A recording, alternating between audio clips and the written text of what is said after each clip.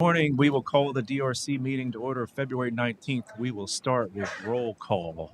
Community development is present. Police. Mike McKinley, thank you. Fire. Jeremy Holderfield. Building. John Hanson's here. And I'd like to introduce the city's consultant, Alex Stringfellow, who's sitting here with me this morning. He's here for the Wild Oaks project, as well as some of the applicants are as well. So that is the person who's sitting here with me. So we got a few items on the agenda this morning. We have future land use, a rezoning for 2501 Rock Springs Road. We'll group those two projects together, and June Son is the project manager. Good morning. The applicant has requested a change of future land use and rezoning of the property located at 2501 Rock Springs Road. The size of the property is 9.63 acre and it is currently vacant. Current land use and zoning in Orange County is rural, and the proposed land use is residential low suburban, allowing 3.5 dwelling unit per acre, and zoning is RSF 1B, allowing 5 dwelling units per acre. Surrounding properties, land use are office with a school, and county rural with a residential use. Applicant is available for any comments. Okay, applicant in attendance. Any questions or comments for the applicant or questions for the DRC? Can you put the plan up here?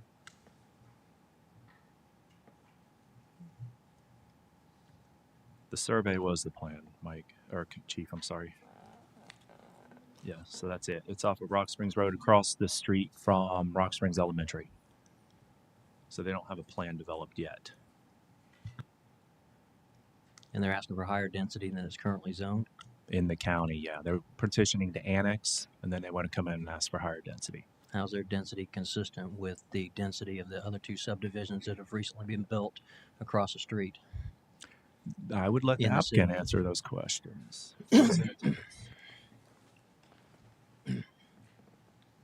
Hi, good morning. Mitch Collins here on behalf of the applicant. As far as density, I think we're looking at around somewhere near 20, 21 units. I think that's far below the 3.5 that we're the density for the RSF 1B, RS1B. But I think across the street, I can't remember the zoning exactly, but it's pretty much in compliance with what they have across the street. So we're considering single-family homes. Yes. No duplexes, no apartments. Right. I believe the nothing like that. minimum lot width in this zoning category would be 75 feet, with I believe 8,000 square foot minimum lot sizes. As long as it's consistent with the surrounding area, I don't have any comments. Any other questions for the applicant? Okay. Community development has nothing Thank you. further. Police, I don't have anything else. Thank you. fire, No comments, thank you. and building. I don't have anything. And I'd else. just like to remind the committee that this is they're petitioning to annex in first. So if the annexation doesn't go through, then this is a moot point. So next item on the agenda is, and of course, it doesn't want to behave for me. Wild Oaks Comprehensive Plan Text Amendment and Land Development Code Text Amendment first submittal. Gene, myself, are project managers for the city, and we have Alex Stringfellow here, who's the consultant who's worked on behalf of the city on this project. So, Gene, would you like to give the intro, and we'll kind of go from there? I will. So this is the proposed text amendment. It's a kind of 2-for-1. It is a proposal to amend the text of the Land Development Code as well as the future land use element policies of our comp plan. As you all have heard, our comp plan is currently being updated as well, so it kind of has to jive with the timing of that. My only comment, and it's mainly because city staff, specifically community development department, has worked out all the kinks that we thought were reasonable accommodations for each side that would better cater to the truly mixed development that they're proposing on Wild Oaks. But the only comment I had is that I didn't have a red line of the future land use policy that they're proposing to amend within the comp plan. But to be fair to them, I think they didn't have the draft to begin with. So, I mean, that's really all I have. Okay. It took you Yeah. may know it took a long time to get here.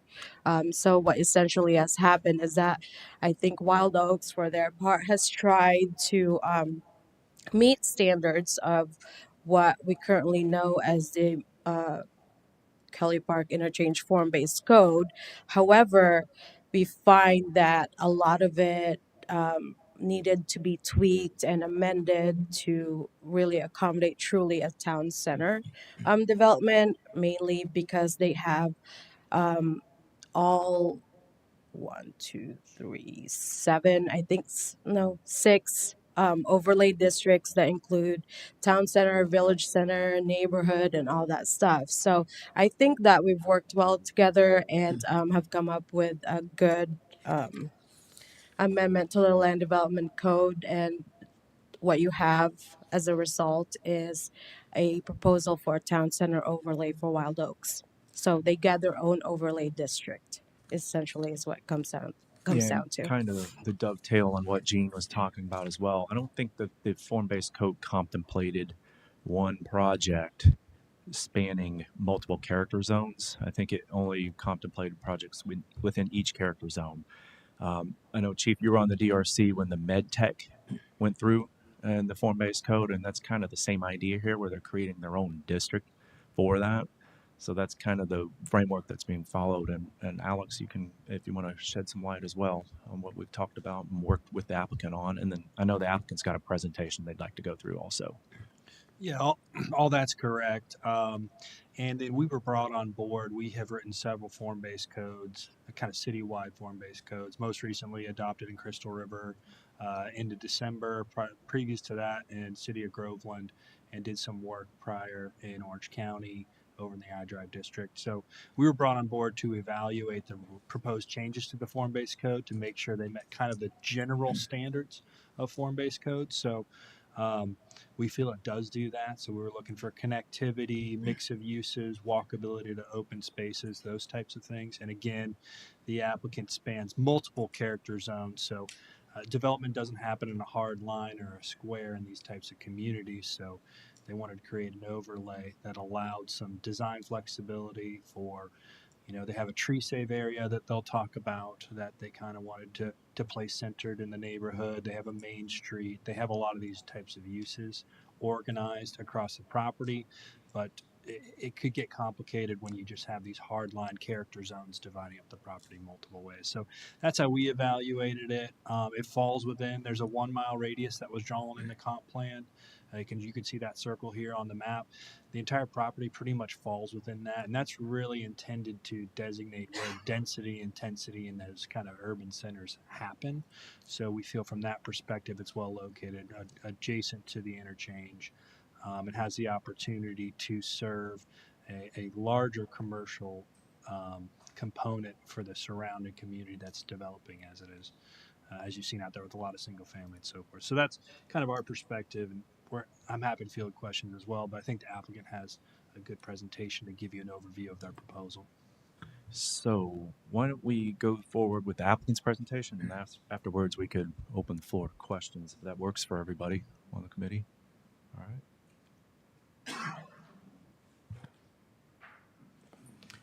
While we're waiting for the applicant, was this workshop by the commission Yes. and Yeah, everything that we're seeing was basically approved during that workshop well, the workshop, the consensus was to move forward to take this through the process. with these changes? Yes. Yep. Workshop was on the 22nd of January, and it was held between the City Council and the Planning Commission. And these changes to the comprehensive plan are only for this development, or we're not letting this development drive the future comprehensive plan for the entire city, No. are we? It's just for this. So this comp plan changes are specific to this development that we're talking about today. And we're there's not, code changes for we're not specific for bound this. any other part of the city No, sir. from a precedent perspective. No. Yeah. All right. Jim or Tara, whoever wants to get up and do the presentation. Yeah, we weren't sure whether we were going to do that. Good morning. My name is Jim Constantine. I'm a principal planning at LRK in Orlando. And so, let's see if I can grab this. And here. I'll just give you a heads up. It's on the PowerPoint's on here, so you'll just have to say next slide. If you want me to. give you one of these. Thank you. The Town Center Overlay District is intended to help the city achieve its vision for one of the primary target locations in the mixed-use Kelly Park interchange area. The new mixed-use character zone is only applicable to larger sites, promotes a wider range and mix of uses, and creates a greater amount of public open space. Just by way of background, for more than 2 decades, our firm has been involved with designing and implementing special communities at Celebration and Baldwin Park that are mixed use, that are the vision of the KPI. And we also live, work, walk, play, and continually analyze historic places like Winter Park that have stood the test of time. And some of that knowledge has been incorporated into these recommendations. Surrounding the interchange of Route 429 and Kelly Park Road is, you can see in red, the mixed use, KPI mixed use development area. And then you can see outlined, well, at the interchange, one of those interchanges shown with the asterisks, surrounded by red are the city's target locations for mixed-use development and density, really focusing on those nodes. And then this is the one that we have here. Some of the labeling on this somehow gets switched when it comes over in PowerPoint to the city system. But basically, as was indicated by Gene, we have the interchange, village center, transition, neighborhood districts, all within this town center overlay. And this will advance the city's future land use element, the economic development goals, the interchange vision plan, the land use plan, goals and objectives and policies, all for the interchange. And I should also mention, we do have a draft we've been working on for the future land use element, those provisions to sort of get it in sync with this. But again, it's just for this area. It's just to advance the city's vision for the KPI, and it doesn't have broader implications across. So there's some big benefits by doing this. One, we create a greater amount of open space, and we know that that's been a discussion here at the city. It will permit a broader, more balanced mix of uses and more innovative development with creative design. Okay. It's only applicable if you have a minimum of 170 acres. You have to include at least 5 character zones, and future expansion is possible. So there's some additional pieces that we've been in some discussions with, some of which have already been previously approved about potentially being incorporated in to expand this. You can see those located there. The one in the upper left, the L-shaped one, is the Madison Oaks multifamily. It's been approved. Next, please. So some of the new requirements of the town center overlay that actually aren't part of the current KPI form-based code is that there would be a regulating plan, and actually regulating plans for a number of things. So what you see here starts to show locations for streets, open space, key elements that begin to be identified. We're also providing for development standards, design guidelines, a master parking plan, and a master signage plan. So some of those things there are recipes for in the form-based code that are in some cases conflicting, difficult to make work. These are things that all would be provided as requirements for the town center overlay. And we're also increasing the open space requirement right now across the 5 character zones. It's anywhere from a minimum of 10% to a minimum of 20%. We're raising the bar to 20%. And then furthermore, we're actually providing for a bonus if we can achieve 25%. So it's encouraged to actually go and provide even more open space than the top minimum that's required today. And there's a requirement for that open space to be located, distributed, and designed as a network here as well. So that includes things like focusing on yonder.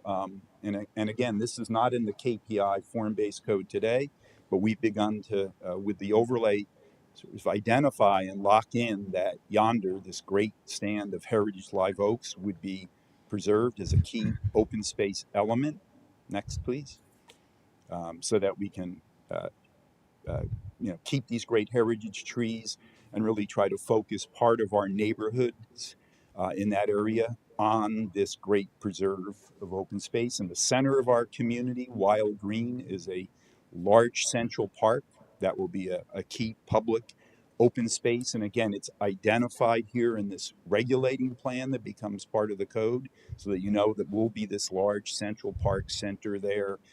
It interfaces with our mixed use core, and it's walkable to all of the surrounding neighborhoods. And you can see how it's reachable from West Kelly Park, from Golden Gem, from Effie Drive in that central location. There are other open spaces that are clarified. The overlay uses the definition for open space, and one of the definitions in the current form-based code, and that's one of the problems, is there's actually 3 different places that open space, public open space, are defined differently. So we try to clarify that and unify it. Include things like courtyards, also include features of open space like mews, these green courts that you see pictured here that aren't permitted. We've also incorporated into the open space the ability to count things like pet pet recreation. So we've gone through a big crowdsourcing element for creating America's top dog park. We're going to have a whole series of pet recreation features throughout the community, becomes sort of a trail throughout. And so those things, again, can be part of and counted within the open space. It also allows to include things. This is a view looking from West Kelly Park into our Main Street core. This small open space that you see at the center of this image doesn't meet the current code when it comes to open space. So the code accommodates things like this that were the right idea, the right concept, the city's vision, but fall into these outside of some of the current definitions in there, and would allow for it to be counted. And the same thing here. There's another, there's that view. That was the view in the blue arrow there that you just saw. And if we slide down Main Street further, and we have another rendering from Wild Green looking back, if this street were to be texture paved and treated like a plaza, so it's pedestrian friendly, curbless, go to the next image, similar to what we did at Baldwin Park, that could also be counted as open space, these sort of slow moving shared space streets that people love and you see more and more.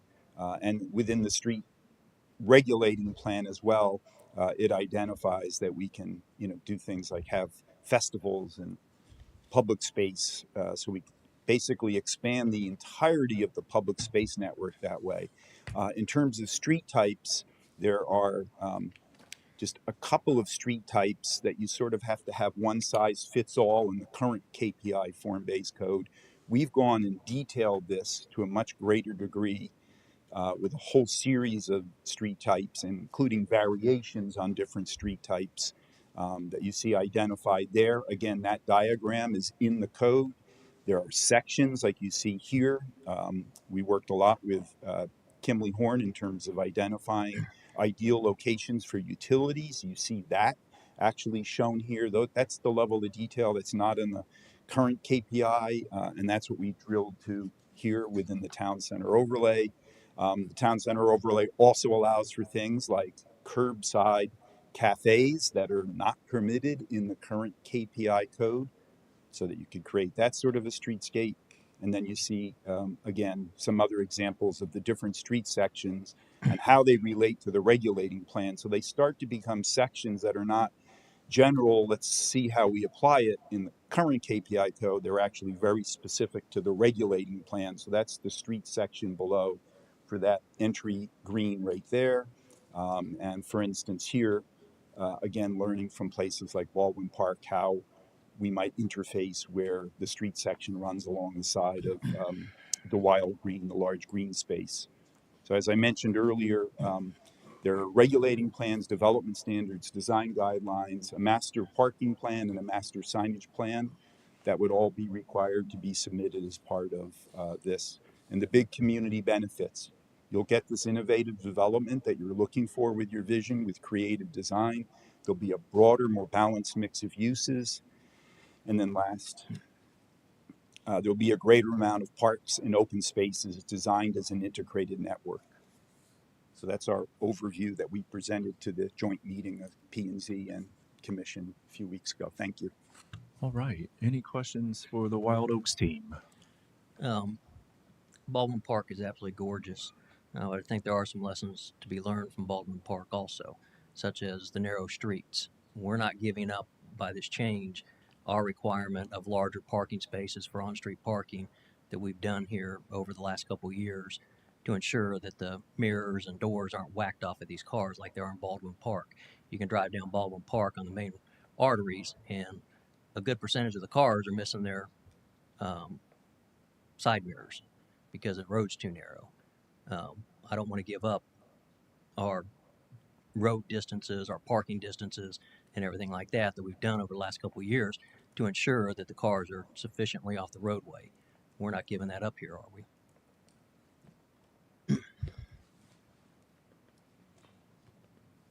So you can see the dimensions here called out in the street plan. On-street parking, you got 8-foot wide parking, 14-foot wide travel lane. I believe that is consistent with our current code.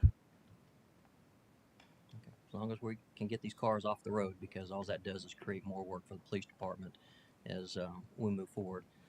Another thing is we're not giving up the fact that if there is a rear-loaded product in this development, the home must face a named street and the alley must have on-street lighting. That's a public safety issue, and I think there are sections of Baldwin Park that are pretty dark. We're not giving that up either, are we?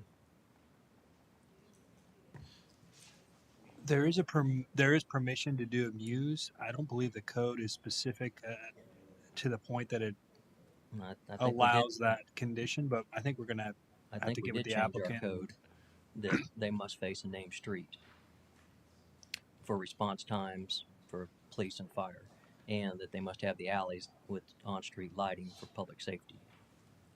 I can't recall if that we have DRC has approved the infrastructure plan for Wild Oaks. As you may recall, it came a lot sooner because they wanted to just build the infrastructure right there with Kelly Industrial Park coming. It included a lighting plan, photometrics with Duke. Do you recall if there was lighting on the alleys? Yes. Okay. Good morning, Kevin Robertson with Kimlinghorn. The main streets all have lighting What about as the required. alleys? The only project that has an alley hopefully will be coming to you before DRC in March, and it does have lighting within it as well. Okay, because these alleys get dark, and it is a public safety issue for car burglaries, robberies, and other things when you have these dark strips behind all these houses. Yes. So we have been requiring, and I think we did change the code to say that these alleyways have to have on-street lighting. Yes. So the only product we have that has that will have the lighting, and you'll be seeing that here shortly. Okay, thank you. But the code, I don't believe this text amendment specifies that. Yeah. I think that would One fall of the- back to the code. One of the things we can do is we can reinforce that in this subsection of the code of the KPI. We can put a note in there that what you're referring to. I just want to make sure we're not giving up, going backwards from where we've Yeah. accomplished the last few years, because in the beginning we allowed these rear-loaded products, and they face off. Some of them face alleys, some of them face roads, Right. some of them face nothing, and from a public safety perspective, try to respond and ensure that we get there in a timely manner. In some of these, it was impossible to do, and also the alleyways are just absolutely pitch black at night where they're parking their cars, and that just requires more work on the police department and Sure. the fire department. Yeah. I mean, we can put that in here. We'll add a note in Yep. there. We'll make sure we address that concern. Thank you. Captain Honerfield, any questions? I have no comments. Thank you. Mr. Hanson? I don't have anything, thanks. Looks good. Very nice. All right. So next steps will be we'll make the requested changes from DRC. We'll start the process to go forward to Planning Commission and then City Council, probably around April timeframe to be concurrent with our comp plan rewrite, which we have tentatively scheduled to go forward in April to Planning Commission and then City Council. So thank you for coming. Thank you. All right.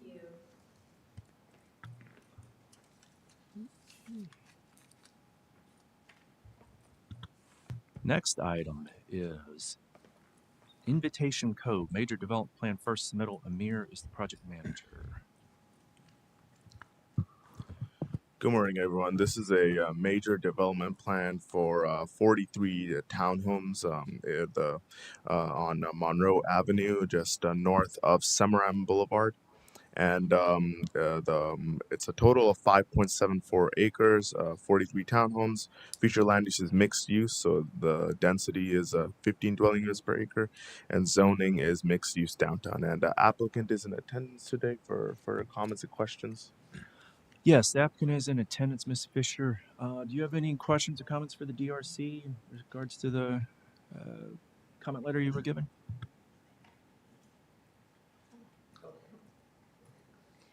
Good morning. For the record, Kim Fisher. There's like hardly any of you guys here, so I'll be really, really brief. Who's my planner? Is it okay? Thank you. One of the things I wanted to ask was for fire. Since this is still single family fee simple, you had asked for the 13R fire suppression. Is that needed since it's single family residential? Yes, ma'am, it is. It's our ordinance for our townhomes. So it's going to be 13R fire sprinkler suppression system. Okay, thank you. And then I guess engineering, you're not, nobody's here for engineering? Yeah, she I didn't know who he was, so I'm sorry. Yeah. I'm sorry. I'll just call later. And then one of the other things was having a secondary entrance. Like I think if you guys remember before this one we had done as apartments, and now we're going to townhomes, and we weren't able to get access from the shopping center to the east, but we've left a future connection to the west. So for 43 units, is that acceptable for our secondary entrance? Yeah, the code allows a planned secondary access. So you have to at least have a planned secondary access, but one point of ingress and egress, and then a planned secondary point based on the unit count that you have. Okay, and so we should be fine with our, okay, thank you. And then, I'm sorry, school concurrency, I guess the old one's expired. We'll have to do that over. That's fine. Anything else, I'll call Amir. And the threatened and endangered species, can that be at the end since they're only good 90 days? Can we do that right before construction? It's easier to see him than you, so I'm not trying to be rude. No, the code requires you to turn it in now. Okay, okay, that's fine. And then I think anything else. And I think I had asked before, are we okay with making this a private road? I would think it would be preferred. I would think that we would prefer it to be a private road. That way the city wouldn't have to own and maintain it and facilitate the costs of the ownership and maintenance of it in the future. And since it's a private road, can we do it as a driveway instead of a right-of-way? Is it going to be gated? No. We're going to get in the same situation with Emerson Park if we do this. I mean, they have a right to request it to be private, part of the land development code. They just have to meet, I think, the certain I'm just telling you where we're headed. We've already been down this road. I'm just saying what the code says, Chief. We're now having to take over Emerson Park's roads. We what? I'm sorry.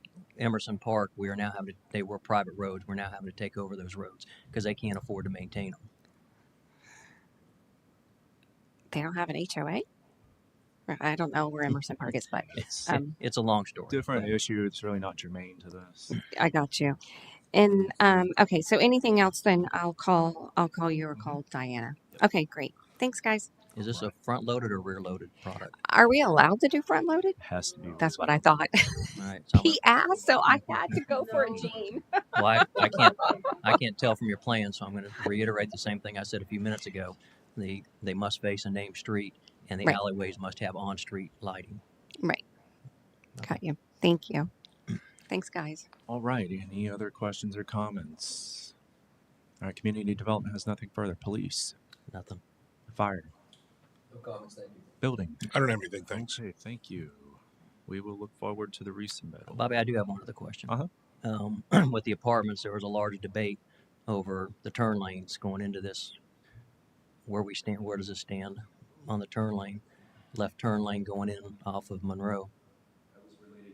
That was related only to that project. So this is a brand new project. So the They turn have to lane do is the turn history, lanes. or Turn lanes are required. after this, you said it is required? Yes, sir. Okay, thank you. Okay.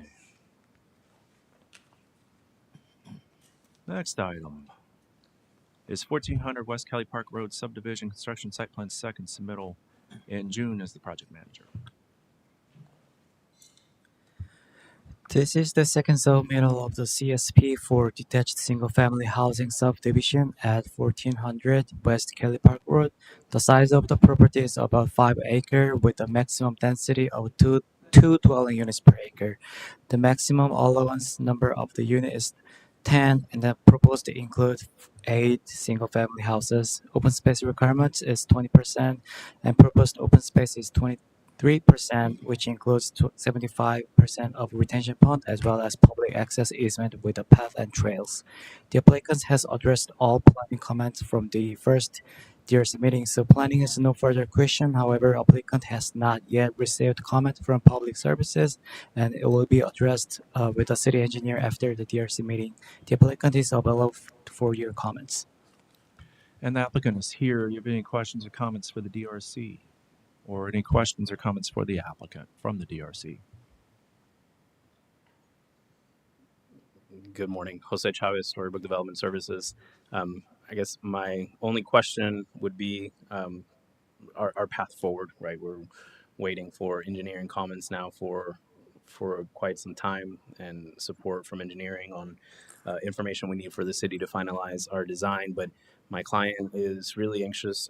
This is a subdivision that he's developing to build his own personal house in, and he's trying to get his in there before the end of this year. So we're ready and able to finalize the design, get started in construction, move forward with permitting. We've met every aspect of the code.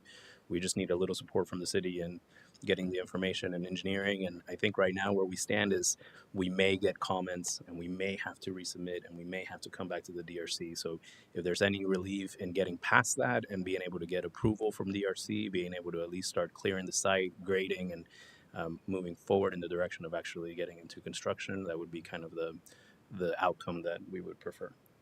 So the city has an interim city engineer right now. She will be back tomorrow. She had to attend to a family matter. I would suggest reaching out to her. I think her contact info was provided in the letter. And then they can give you direction as far as site clearing and grading and stuff like that as well. But typically the process is you can't have a pre-construction meeting until you have an approved plan. So that's normally the process.